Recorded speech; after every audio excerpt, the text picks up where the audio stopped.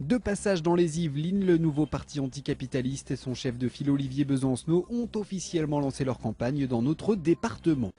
Le défilé des candidats aux élections régionales continue avec la présence lundi d'Olivier Besancenot dans les Yvelines. Le chef de file du nouveau parti anticapitaliste était accompagné de la tête de liste du département, Fabienne Loret, pour rencontrer les habitants de la Coudray à Poissy, à des quartiers laissés à l'abandon selon le parti d'extrême gauche et que la région se doit de redynamiser.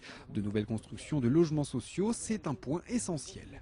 Justement, en construisant des logements sociaux, en développant le logement social et en empêchant justement de laisser à l'abandon ce genre de cité, que ce soit dans des villes comme Poissy, Mantes, Les Mureaux, Trappes, enfin tous les quartiers qui sont laissés à l'abandon et en écoutant les citoyens, les habitants qui eux ont des choses à dire.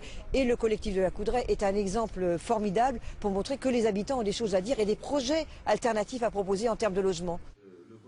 Et comme beaucoup de candidats au régional, la question des transports revient très souvent. Le NPA souhaite développer le portage de marchandises par le fret, mais aussi la gratuité des transports. On se bat et on propose la gratuité des transports collectifs, l'amélioration et le développement de ces transports publics, et notamment pour désenclaver les banlieues, comme une banlieue comme ici, par exemple à Poissy ou aux Mureaux ou même dans les Yvelines ou dans d'autres départements, c'est important. Il a été calculé que la gratuité des services publics sur l'Île-de-France, c'est 1,5 milliard et on compare ça aux 25-30 milliards qui sont proposés à être dépensés pour le Grand Paris. Donc nous on pense que c'est possible, c'est réalisable.